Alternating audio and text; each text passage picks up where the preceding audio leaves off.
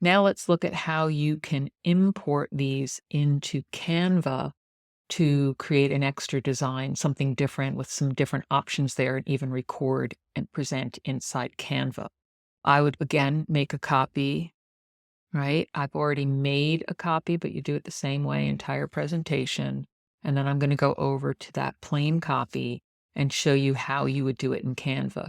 Firstly, if you have something brandable that has, say, the logo on it, you're going to want to get rid of that because it will show up strangely in Canva. You can add it to, say, just the first slide, unless you really want it on every single slide. But doing these presentations, it's best to just have it on the beginning one so it's not distracting. To do that, again, I'd go into the main theme and go into edit theme because I want to keep it plain.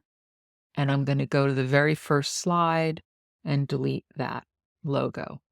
Then I can close it and you'll see that none of them have the logo any longer, right? So it's totally plain. Now I'm going to go over to Canva and you go into, you might be at the home page if you've just logged in. You want to go into your projects.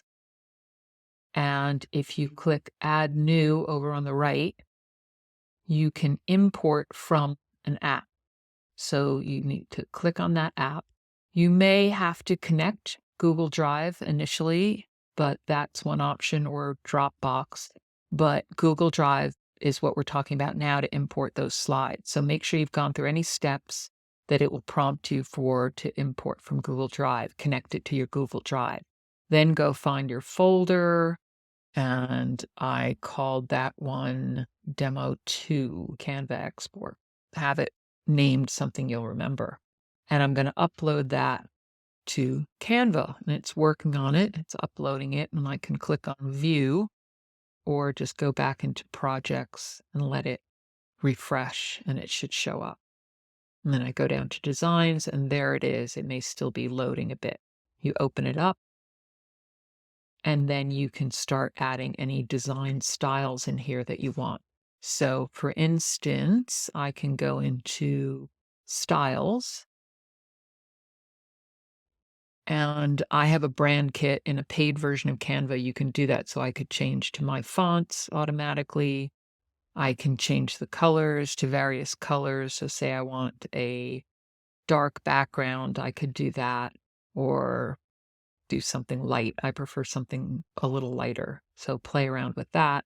Or you can use some of their themes and just try those out and see what you like. And even with their themes, if you don't like the colors, you can kind of adjust through there. And there's little arrows here. You can just shuffle through different combinations.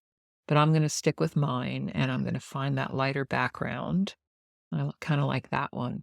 And then you can play with different layouts as well. So it has suggestions. Again, this is in the design tab, but it'll give you some suggestions. For instance, that one's not bad, but you have to also, to make sure that style applies to everything, you will need to say apply to all slides. So you can see here, I only did it on the first one. Let's go back and make sure it's on all of them. If you look further down on the page, you click apply to all pages. And now that's added my fonts everywhere. And I can shuffle through and find that combination I liked or use something different. But here I can apply it to all pages and then go back to layouts and play around with different layouts. They don't always work that well. Some of them tend to be a little bit tiny on the text, so you'll have to play with those and try different things that look good. And just some of them have an image placeholder. You could do that, for instance, on the first slide. You might want to find an image that works well on that. So rather than having these different shapes, I could go into one of them. Let's find one that looks good. This one has a little bit bigger.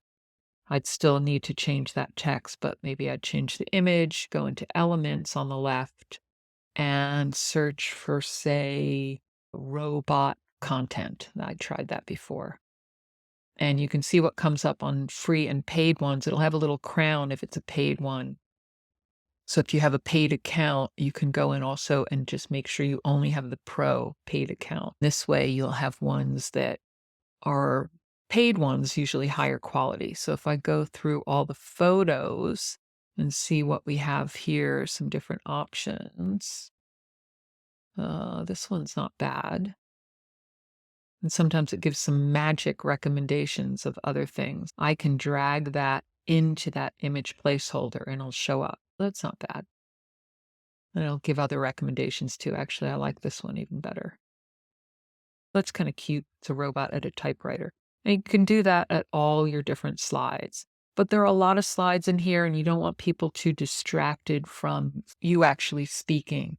Don't spend your time going crazy with these designs. Just focus on a few, like maybe the module title ones or introductions or sections. So that's how you would do it in Canva. And once you're all done, you could actually present from Canva. You would go into the present at the top, and then you can either present full screen or do presenter view.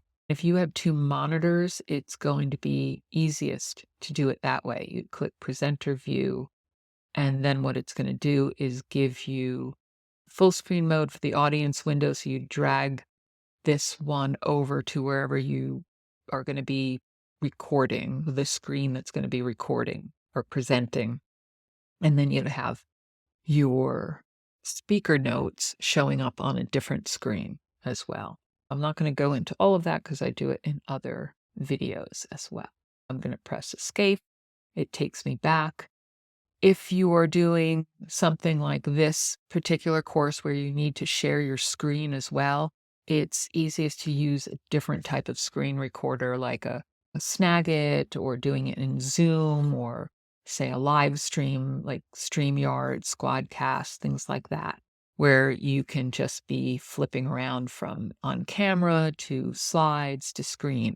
I do that all the time and it works really well.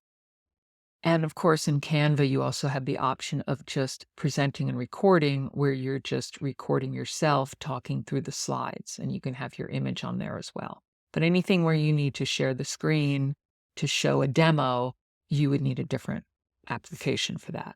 So that was the Canva option.